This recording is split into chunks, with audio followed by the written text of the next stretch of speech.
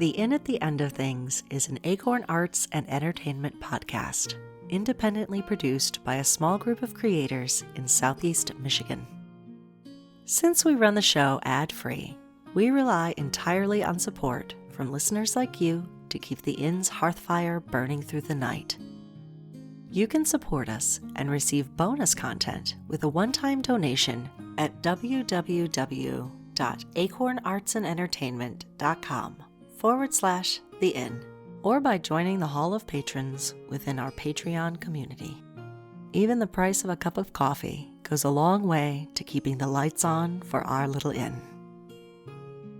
As folktale enthusiasts instead of academics, this is your friendly reminder that our folk and fairy tales come from the older, grimmer end of the woods and can contain material not suitable for all audiences, so listener discretion is advised.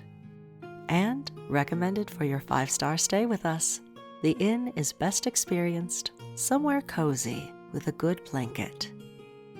Thanks so much for your support, and welcome.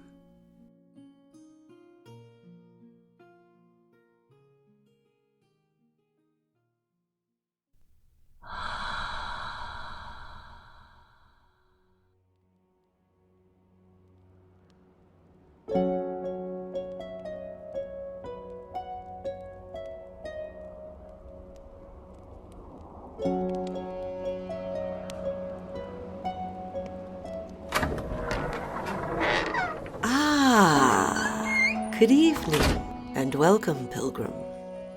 Watch your step. As you can see, we're knee-deep in seawater. Hazards of having sirens stay for a long weekend. Here, at the Inn at the End of Things. Old friends, you could tell. Had all gone to school together, said the one who made the booking. Seems her friend was leaving the river dragon she'd been with for the last 1,000 years, and, well, sometimes you just need time with good sisters and friends to help you through one of those days. Still, would have thought the suite with the Olympic-sized swimming pool would have been enough to contain all the tears. But some days just hang heavy with extra water, I suppose. They've all paid for the damage and left. She felt so badly about it, the poor thing. Anyway, it's a slow night, and we've only got a couple regulars up in their rooms. Most everyone's got the night off while Waylon wrestles with the water pump. But no need for you to puzzle your head over lovesick sirens. And no use you standing around in wet socks. Go on over to the woven basket on that rack over there. On the top step? That's right. Grab yourself a pair of those slippers that fit. They're all handmade by a very sweet man in town, and they'll do wonders for your feet. I'll take that rice paper they're wrapped in. Thanks. Now, let's have a look at you. Well, you look like a picture this evening. Don't get too giddy. I didn't say a picture of what. I am glad to see you back under our roof, pilgrim. The road is good to us tonight. Now I've got to supervise the rest of the draining on the main floor, and you look like you could use a little refreshment and perhaps some clean, hot water. Lots of bubbles after those wet socks, eh? Why don't you head up to the good bathroom on the 7th floor? Yes, there are others that are closer, but you look like you could treat yourself to a little time in a good bathroom. The suite's got its own generator, and everything's magic, so you already know the water will be the perfect temperature when you get there. It's the owner's private bathroom, and it has the most wonderful tub that you've ever seen. You know how some of those old antique bathtubs have clawed feet? This one stands on carved porcelain lotus blossoms. Do you like Art Nouveau? Nouveau for the elves, Deco for the dwarves. Yes, the whirly-twirly viney one. Yes, I think you will quite enjoy this bathroom. Here's the key. And now you can see that little golden thread that's appeared on the floor while you're holding it. You just follow that little line of light up to the 7th floor. It'll take you on the eastern elevator. Most of the rooms are closed and locked while they clean themselves and get ready for opening tomorrow. But this door should be unlocked, and you'll follow the thread quickly enough. Soon you'll be sinking into the best bath you've had this lifetime. Feel free to use the shower room attached once you're done. Compliments of the house. And ring if you need anything. You'll see the bell once you step inside.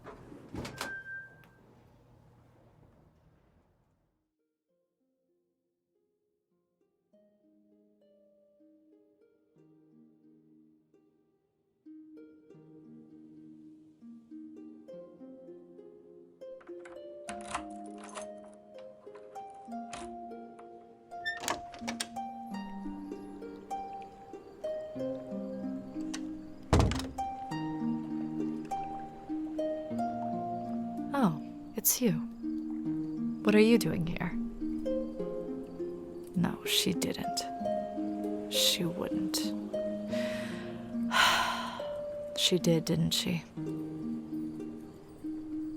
You have the key. Don't try to hide it from me. I see it in your hand.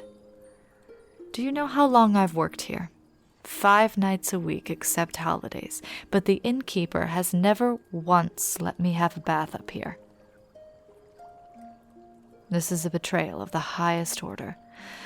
And I was just about to get in. I worked a little favor with Cook, so she's on lookout for me. No snitching. Scout's honor? I know the innkeeper likes you. I've seen you around. You won't tell? Pinky swear. Okay, good. And it's sacred now. Pinky swears.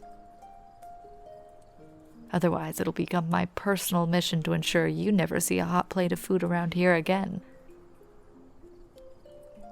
Welcome to the 7th floor bathroom. What do you think of the mural? Pretty, right? We had an artist stay with us for a week, and this is how he paid.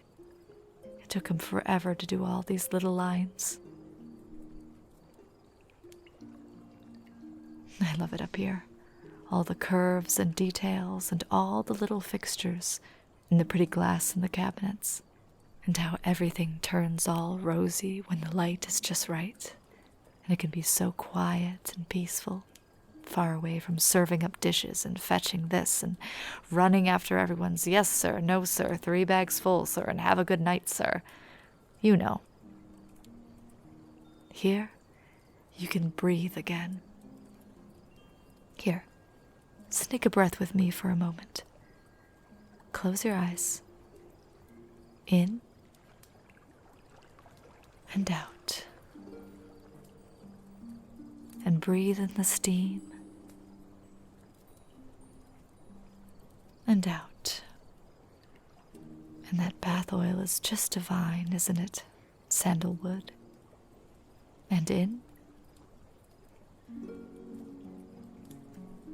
And out.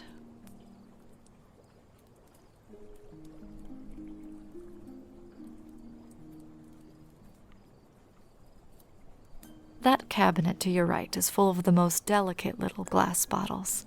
Every color of the rainbow. I haven't even gone through them all yet. I think they're all oils for the bath. I know I'm not supposed to snoop, and you probably shouldn't either, but they're right there. I do love going through a good medicine cabinet. There's even a little ship in a bottle. See the tiny captain inside? I just love tiny things. Everything in miniature, and I'm all in. Ugh, they smell so good. Use what you like. Careful opening some of them. You never know what's inside. And see, there's fresh towels and an extra robe waiting for you on the hook. Of course, it's the softest thing you've ever put around your shoulders. And see, there's the door to the shower room right over there, if you'd like to wash the day off before you soak. The eagle has landed. I repeat, the eagle is in full nosedive. You still owe me a full hour. I get my 5 minutes, or it's the last time I cover for you at lunch. She's looking for you, Roisin, and I can't cover for you any longer. Oh, fine. Roisin, I'm not sticking around for another defenestration. My heart won't take it. You're on your own, sis. Hang on to your hat, I'm coming. But you owe me a sandwich next week at the time of my choosing. And I mean any time of my choosing. Besides, the keeper will never know I was here, will she? Pinky swear. Enjoy your bath.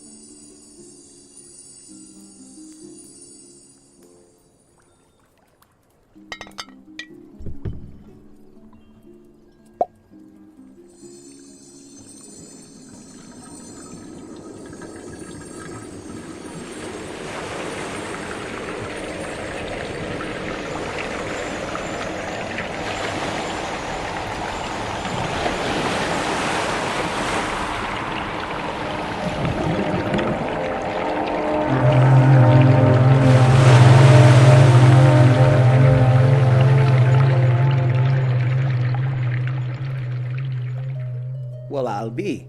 Never been outside the battle before. It's much bigger on the outside. Not every day you get to captain your best girl outside the battle. Well, hello there, Giant. Excuse me, but it looks like you were about to slip in for a dip. Glad I caught you decent. What a strange day. Never seen anything like it in my whole life. One moment it's just me and the Queen Marie making good time on a still sea calmer than the bathwater there. Here's me sitting in my boat, slicing up sweet taters for supper. I do love me some sweet taters. I got a little burner of oil here, see? And I fry 'em up as chips. Sweet tater? May not be much more than a mouthful for ye, but you're more than welcome to me chips, Giant. Take as many as you like. I've got some of the secret spice on them, too. So, here I am, making good time on a southerly wind, and the next thing I know, there's a mighty whirlwind sucking the sea right below us. Like a stop had been pulled right out of the ocean, and suddenly we're doing circles in a giant bathtub in the middle of who knows where, smelling of fancy colognes and perfumeries. Never touching wee Tom's smoke pouch again. That's the last time, I swear. Well, I suppose stranger things have happened on rougher seas. I'm Gilwan, but that's Gil to my friends, and here's the Queen Marie. Finest boat in all 17 seas of the Aquile. She may not look big, but she'll pull any haul anywhere with the best of them, even if she's barely bigger than I am. I know. It's not every day you get to meet a mermanatee. A mini mermanatee. A wee little old mermanatee. Alright. No squishing me now. I know I'm cute, but we'll be respecting personal space in these waters. I'll give you a second to collect yourself. No, it's alright. It happens all the time. I certainly did look out with my parents. I got my nose and my love of sweet taters from my father. Handsomest snoot in all the glade. But my mother's hands do come in handy when it comes to running around on deck. Turns out hands come in handy often. Now, I'm not sure exactly how I got here, but don't you worry. I'll be able to get myself back home just fine with this horn. It's made from a shell by the Aquarial's ancient one, see? I just give it a blow, and I'll be back home safe in port, no matter where I find myself in the wild worlds. It's a great honor to be blessed as an official navigator of the harbor, and one I don't take lightly. Goes to show you don't need a big boat to be a good navigator. Just a true heart and a steady eye and the good favor of the winds and currents. A good crew helps too. Still, no need to be rushing back right away. This steam here is real good for the skin, and it can be difficult to stay properly moisturized on the high seas. You don't eat mermanatees, do you? Won't capture me and shove me into a little birdie cage or turn me into nothing unnatural? You give your word? Well, that's fine then. I'm gonna turn my back and take off these boots and socks and roll up my trouser legs. You get situated and comfy. I'll stay over here, treating my tootsies to some of these bubbles. You stay over there admiring my natural good looks from a respectful distance, so you don't squeeze me to death or anything foolish. Bubbles keep everything decent in the meantime, and we let the steam do its work? Alright then. Here goes the right tootsies. Ah! And now the left. Ooh. Ah, yes. This is heaven.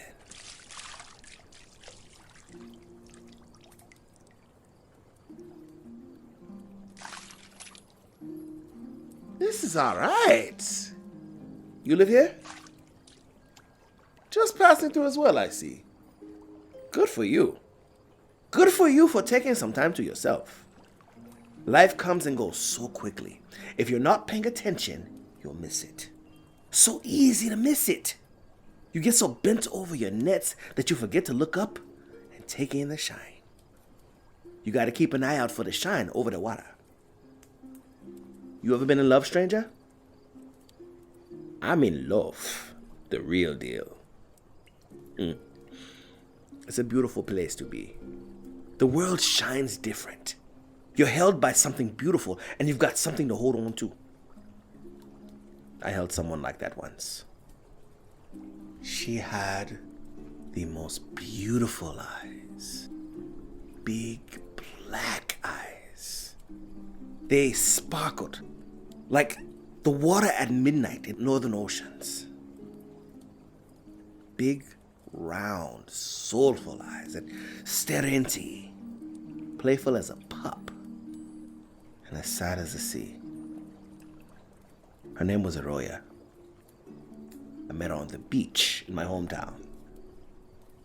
I'd had a hard bout of luck. The fish were nowhere to be found even for the best fisher folk that year, and I found myself staying out later each passing night to pull in nets that grew emptier. I tied up one evening just as the moon was coming in and was walking down where the cliffs reached for the water when I saw her. She was standing on the edge of the shore, pure velvet against the star-chipped sky. There were others, many others, dancing on that beach. Beautiful women with bright, barking laughs that flashed across the night. But she stood on the edge, and her eyes shone. And that was that. Now, if you know about the real deal, then you already know. My life was no longer mine. I would do anything in this world to keep those eyes shining like they did that night. I introduced myself and I asked if they'd ever seen a manatee waltz in the moonlight. That got him. And so Eroya and I danced all night and played on the sand. And at one point, we were both splashing around underwater and just kind of looked at each other, and we knew it was love. We just knew. So she moved in with me up at the lighthouse. The whole world was a mystery to be explored. Everything was new and had to be introduced to her, like being a kid all over again. She loved grasses and would sway for hours in the wind, with the meadows on the cliff tops just like kelp dancing underwater. When she rode along with me and Marie, she'd sing these little songs, and it was like the fish couldn't leap on board fast enough. We'd sail into the sunset, a man and his boat and his wife, and the sea that rocks them all together. It's a good life, giant. And then one afternoon, she's running to me down the hill. Her hands are all covered in earth from planting flowers in the back vegetable garden. And she whispers in my ear. And we're crying and laughing, and the whole world is shining in her eyes. The only thing that has ever shone brighter than the sun on that day were my son's eyes. His name is Gilly, and he is my pride and joy. He's a man now, mayor of his town too. He doesn't visit as often as he should, but he's a good boy. Busy, you know.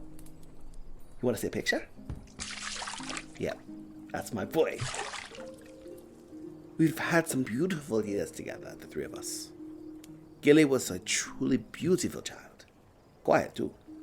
Never knew what we did to deserve a baby that slept through the night. That child had my hands, but held every spark of her. Dark eyes that drew you into their ever-loving depths at a glance. I'd take the boat out, and she'd stay at home with Gilly, teaching him the names of the seagrasses, the calls of the gulls, showing him how to dive like a seal among the waves. Every few months, she'd rise up in the middle of the night, take down her velvet coat from the back closet, and I'd wake with the sun and an empty bed. She was only going to see her sisters, you know. Just how they do things. Something about moonlight and the tides. I'd see her within 3 days, always, emerging from the water with her coat trailing behind her, her hair a glittering halo around her shoulders. But always in me, there was a whisper. Ever since the first night, that empty whisper, you know the one. I see it in your eyes. Keeps you up some nights too. That dread that lays heavy in your gut while time stops in them little hours before dawn. That one day, I'd wake up in that bed and she'd be gone for good. That one day, those wild oceans would claim what was theirs again. So wild and fierce and free, and so very far away. Now, Giant, I am proud of it. And I'm a different man now than that young fool was, so I'd ask you to hold back your judgment by its leash till I'm all the way through. But just know that I would have given the world to keep those eyes shining forever. It was a cold night on the shore. The moon was hiding behind the clouds and did not see what needed to be done. I stole to that back closet. I took up her velvet coat and I wrapped it around the biggest stone I could lift, and I threw it down into the water. It didn't go out far, but it sank under the waves out of sight. And I knew it was done. She'd never be able to return underwater without her skin. Next morning, Arroya stumbled and fell as she was coming back from the meadows on the cliff. She didn't have the strength to get up again. I carried her back to her bed and tended to her through the night, but her hair thinned and turned brittle, and she stopped singing as her face pulled tight from pain. She stopped coming out on the boat with me. Said it was too much. She sit out on the beach and stare out over the waves. That lean look in her face. Gilly cried and pulled at her, and she'd smile and reach out to him. But she'd slump over after a couple of minutes. She was withering away before me, and I tried everything I could think of. Doctors, medicine men, quacks, priests, they all walked away puzzled and shaking their heads as she got weaker and weaker. Within a week, she'd lost most of her weight and was confined to bed. I could barely recognize my own wife. It pulled at everything in me having to leave to bring in the day's nets and come back. Finally, I stopped going out altogether and stayed in to tend to Andora day and night. It was Gilly who found the sealskin, playing in the tide pools on the shore. I swear by the knots I tie for a living that the rock was as heavy as anything, but somehow that coat found its way to within reach of his little fingers. I can only imagine his pride as he dragged out his prize to hold up before her, panting and exhilarated and covered in sand, her face lighting up at the sight of it, his shining with curiosity, her body warming as she slipped it over her shoulders, the color returning to her face, her hands, her hair, those eyes. I can't tell you exactly when my wife and son slipped away from the house and the garden and swam out to her sisters in the sea. Nor will I weigh you down with too much of that long, empty night that lasted longer than I care to remember. I can tell you that my boy came back to me, to all of us. You can bet I'm a proud papa. Prouder than a porpoise with a purpose. I'll tell you that. He's a genius, that boy is. Speaks 6 languages, you know? Down under with her folk, they taught him all of their ways, and he's a quick study. Soaked it up quicker than a sea sponge. Now he speaks to all manner of creatures above and below water. And if he asks the right way, the winds and currents bend to his word, they do. Brought me this here horn, and got me the position as navigator for our harbor. He's brought a lot of good to their town. Had words between the fish folk and the fisher folk, and that's kind of a balance these days. We feed the fish good, and they feed us good. And he mentioned last month there's a special someone lately, but we've yet to see anyone over for dinner. Every now and then, Andora visits. Never at the house. Although I've offered to make tea before, or show her the garden. I keep it just the way she left it. No. She and her sisters will swim up by the side of Marie here, and we'll chat for a bit and catch up on family and gossip. I've said my piece to her 1,000 times in 1,000 ways. She's even forgiven me, she says. I even think I believe her. It took me a lot longer to forgive myself. For throwing it away. The very thing that made her eyes shine in the first place. I tried to tame her. To take her away and make her my very own. Without remembering, she chose me too. When you are blessed to love a wild heart, the real gift is letting it swim free. I wish I'd learned that sooner. Some days are better than others. And it don't fix it, but I am sorry. And I'd give the world to give it all back. I've gotten to see her eyes shine again when she sees her son. And she and her sisters are competing as a team in the Mokimbo Marathon next summer. Hell of a swim across the channel. It's good to see her shine. Me? Oh, don't look so sad. I'm still good. Me and Queen Marie do just fine, and I've got a friend I've been talking to a little down at the flower shop in Gilly's town. She's got a quiet laugh, and her eyes disappear into a smile. It's easy making her laugh. But I do wish, Giant. I wish I had trusted my wild love with her own wild coat. Hell, maybe she'd even help me find one of my own, or let me try it on from time to time. Give it a little swim when she weren't using it. I make it up as best as I can by being a good navigator to my waters. I'm mostly hauling seaweed instead of fish these days, but seems the ocean's a lot more crowded. Lots of young folk with faster, slicker boats that can bring in their hauls in earlier, give them more time to be home with their families. We do the best we can, me and Marie, day by day. It's a good life, stranger. The sea and me and Queen Marie. Thanks for listening to an old merman prattle on. Does a body some good to have a soak and let the old stories out for a good wander. I hope you don't mind me saying so, but in this light, it looks like maybe someone's got a coat of yours in a closet somewhere. Yeah, sure, you can tell me to go jump in the sea. But I'm also not wrong, am I? Now, it ain't none of my business, but between two strangers, just sharing some steam, go get your coat back. I know, there's a million reasons why you can't and shouldn't, and there's a million things pulling at you that won't let you have it back again. But from an old sailor who sing a thing or two, you came into this one wild life wearing that skin, and it's got no business collecting dust in someone else's ship of rope. That's your mantle.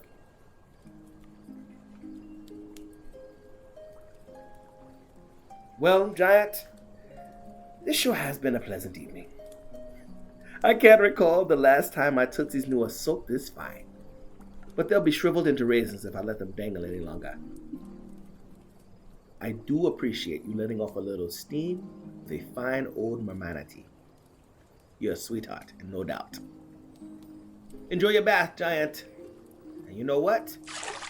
Here, take this shell. It'll just be a little thing in your fingers, but it's the least I can do for listening to my sad old tale of the sea. There's times for any sailor when the winds whip themselves into frenzy and all becomes gale and thunder and noise. Should you think on it, you give this a blow, and the sound of the shell will calm the winds back down to gentle puppies again. Yes, indeedy, and may the currents bless the needy. No thanks needed. I'll not hear of it. It's my honor as the navigator of the harbor to serve a fellow sailor of the high seas. Now then, let's give them a blow together, shall we?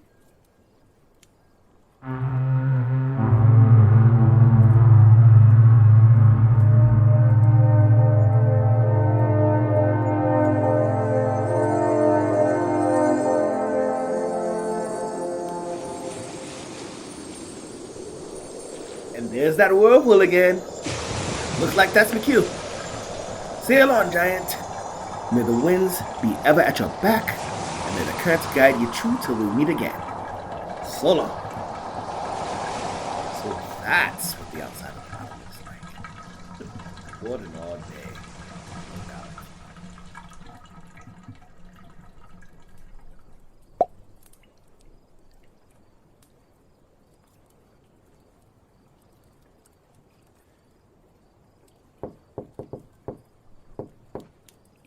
Pilgrim, did I steer you wrong, or was this not a fine place to let the day soak off you? Now, no need to get out. I've left a nice hot pot of chai out here in the powder room for when you're all done. Of course it's a proper chai. Should be just the thing to send you off to sleep in no time. The water's finally just about drained downstairs, and I just won a pretty round of dice with the Kappas staying in room 211. They're already nearly done with the main floor, and we'll have the rest fixed up in no time. Shame about the carpets, though. We just got them cleaned properly. Now you just relax in there. Let the bath do its work, and come up to your room when you're ready. Your key will show you the way back down whenever you choose to turn in for the night. Huh! And would you look at that? Looks like Roshin's apron found its way up here all by itself, did it? Well, we'll just leave it in the kitchen somewhere for Cook to find in the morning. Can't be spoiling all the staff secrets now, can we? Sleep well. And as you sail through your slumbers tonight, may the winds bring you round to reclaim your mantle, that you may swim free with all the joys of a wild heart. Good night, and smooth sailing here at the inn at the end of things.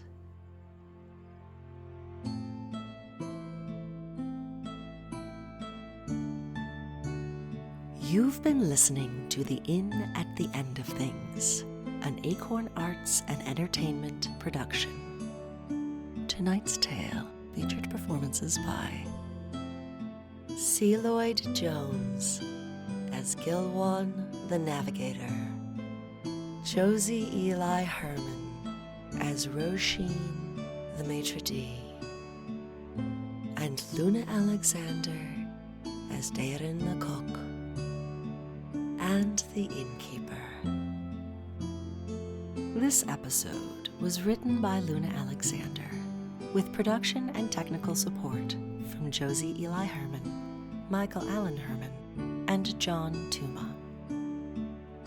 As our evening draws to a close, we'd like to pause here within our Hall of Patrons to thank the many wanderers, voyageurs, and fellow night owls who keep our hearth fires burning long into the night. Whether you're a member of our Patreon community or have donated independently, we salute you and say thanks. We couldn't do it without your support. This week's list of hallowed heroes includes many thanks to Lindsay Harris Friel, Chris Hoffman-Kraske, Ruth Needler, Brian LeDuc, Amanda Logston, Sarah McNitt, Joanna Karina Palaska, Jason Such, Patricia Tuma, John Stanford.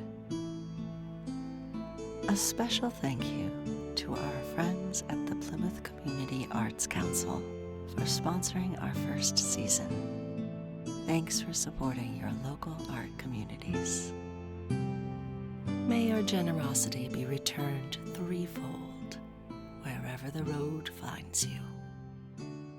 Good night.